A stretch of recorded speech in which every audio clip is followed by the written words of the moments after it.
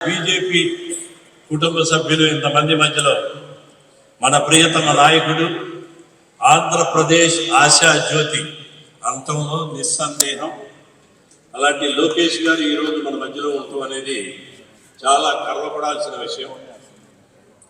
5 రోజుల క్రితం లోకేష్ గారు ఏదో పొలిటికల్ క్యాంపెయిన్ కోసం పార్టీ పరంగా రాలేదు.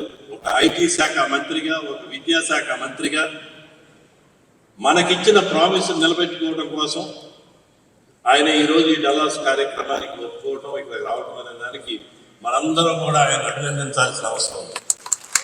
ఆయన 4 రోజుల ట్రిప్ కూడా కేవలం ఒక బిజినెస్ ఫోకస్ గానే ఈ ట్రిప్ రావడం, మనం అడిగిన వెంటనే ఇంతకుముందు ప్రామిస్ చేశారు, మీరు ఏదో ఒక సిటీలో తెలుగు తమ్ముళ్ళని కూటమి సభ్యులందరినీ కూడా మీరు కలవాలి అన్నప్పుడు ఆయన ఈ కార్యక్రమాన్ని ఒప్పుకోవడం, ఈ డల్లాస్ తెలుగుదేశం సభ్యులు, బీజేపీ సభ్యులు, జన సైనికులు అందరూ కలిసి ఈ కార్యక్రమాన్ని ఒక 5 రోజుల సమయంలోనే ఇంత అద్భుతంగా నిర్వర్తించారంటే వాళ్ళందరికీ కూడా శిరస్సు ఉంచి నమస్కరిస్తున్నారు. లోకేష్ బాబు గారి గురించి మనం ప్రత్యేకంగా చెప్పాల్సిన అవసరం లేదు.